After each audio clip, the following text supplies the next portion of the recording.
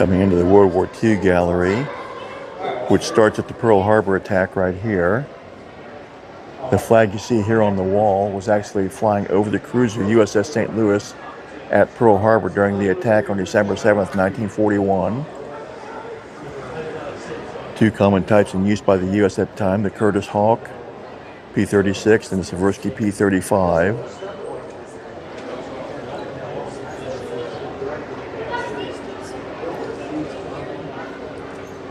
This gallery proceeds through the Pacific War.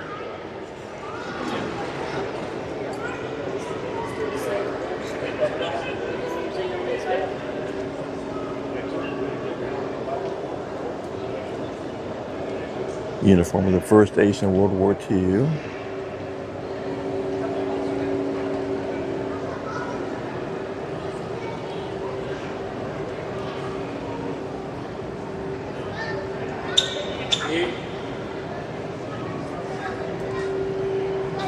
Aleutian Station coal gear.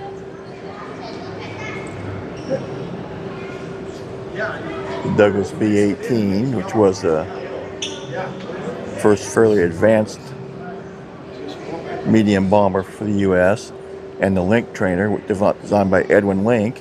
Thousands were built, used to train pilots to fly by instrument. Straight ahead is a German Enigma machine and the American Sagaba counterpart, encryption machines. If you ever see the movie with Benedict Cumberbatch about breaking the Enigma code, it's a great, great movie. Germans thought it was unbreakable, and we didn't let them know that we had broken it for many, many years. This is the aft end of a Japanese A6M0, the main aircraft used to attack Pearl Harbor that day. B-25 Mitchell, type flown by Doolittle's Raiders on the attack on Tokyo in retaliation for the Pearl Harbor attack. These are the goblets that the Raiders had made, and at each reunion they would have toasts to their fallen comrades as they passed away. And when Dick Cole, who was Doolittle's co-pilot, passed away, the last one was turned upside down, and they were retired here to the museum for eternity. Straight ahead is the Curtiss P-40 Warhawk.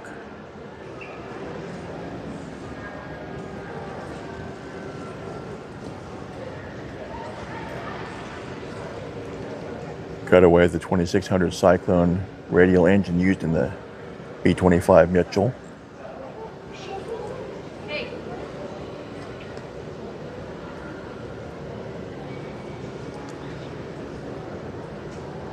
'89 Fledgling, which was flown a lot by the WASPs, the Women's Air Service pilots, which this exhibit honors.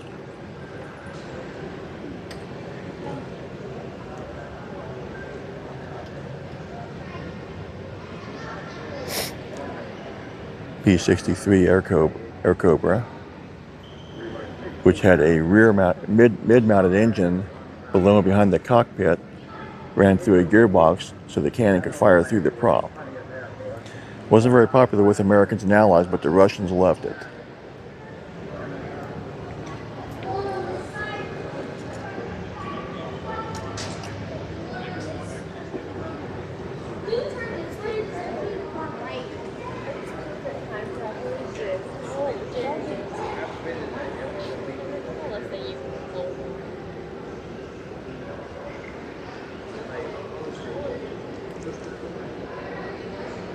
BT-13 up above here.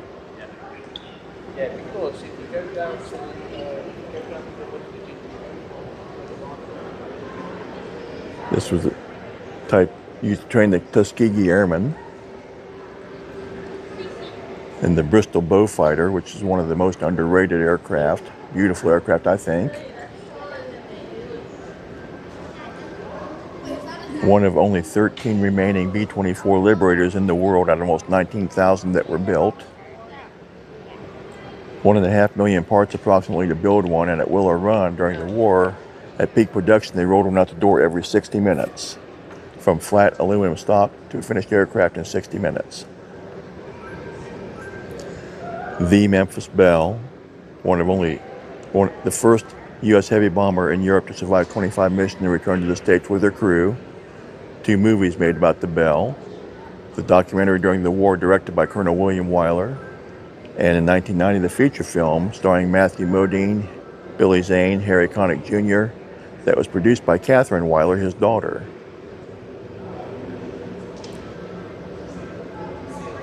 Spitfire over here.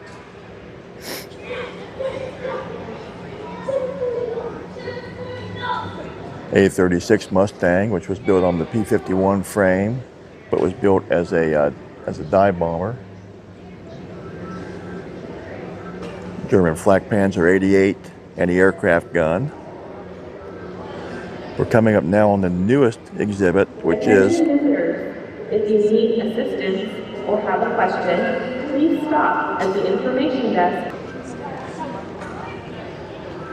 This is the Tactical Air Power in Europe, newly restored Fiesler Storch, German light aircraft that is still in work. This is painted to replicate Erwin Rommel's aircraft that he flew in North Africa. Great video on the Air Force Museum Foundation YouTube channel showing the restoration process. To fit into the gallery, one wing was left folded back so it fit next to the BF-109. So we're coming up on where they have taken an A-26 fuselage and turned it into a simulator that you can actually fly a mission. This is an actual nose section from an A-26.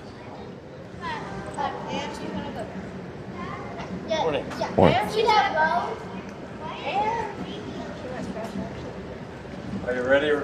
I guess so. We're just gotta watch to make sure they don't fall out of the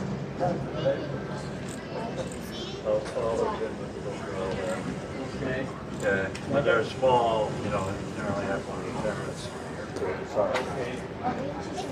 Yes, but they still have to do it.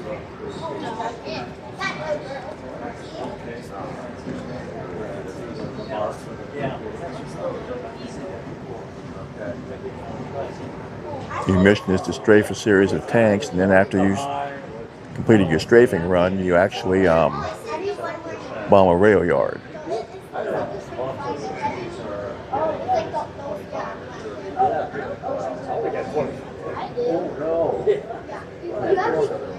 The response was just kind of slow.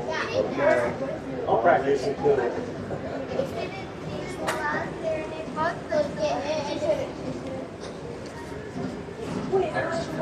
20mm anti-aircraft gun. And showing some more of the exhibits about the tactical air power in Europe. Come to the museum and check this out for yourself. While strafing enemy rail cars and supply belts, destroying the area.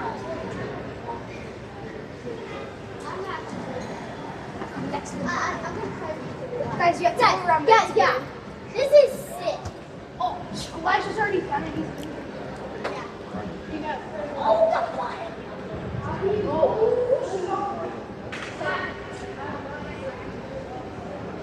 Lockheed P-38 Lightning, which was known by the Japanese as the fork-tailed devil. Waco Hadrian glider up above. And the C-47 Skytrain that pulled it, similar to the ones used on the D-Day invasion on June 6, 1944. P-51C, or D model, with the Packard-built Merlin engine.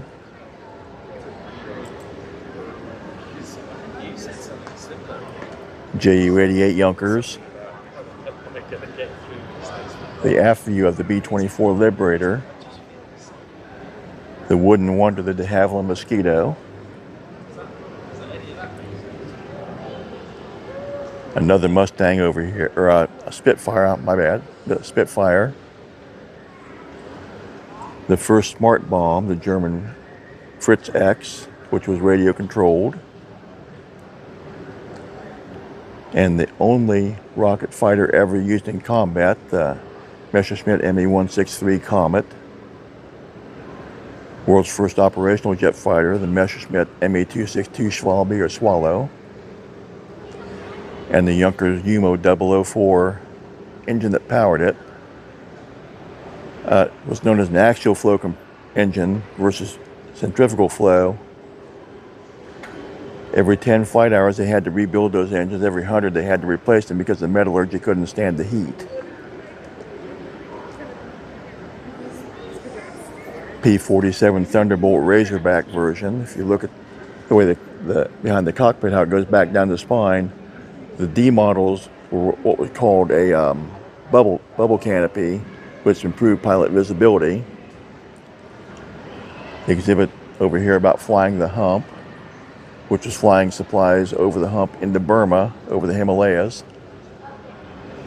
A-20 Havoc here. C-46 Commando, which was a larger aircraft. OA-10, which was the Air Force's version of the PBY Catalina. And Boxcar, the actual aircraft that dropped the atomic bomb on Nagasaki, ending World War II.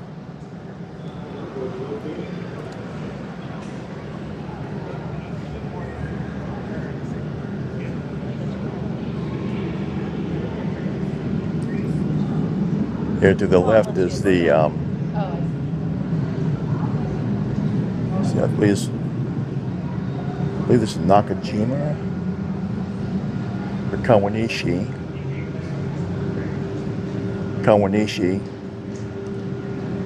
N1K2 George, the Shirinkai. This was built in too little production numbers and came too late in the war to really help the Japanese.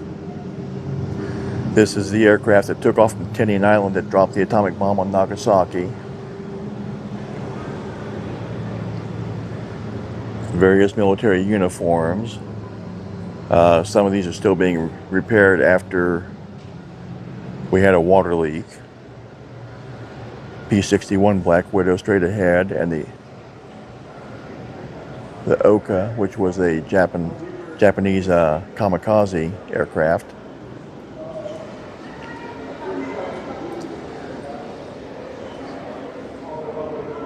To my left is the Kettering model aircraft collection that has been under restoration and is gradually coming back.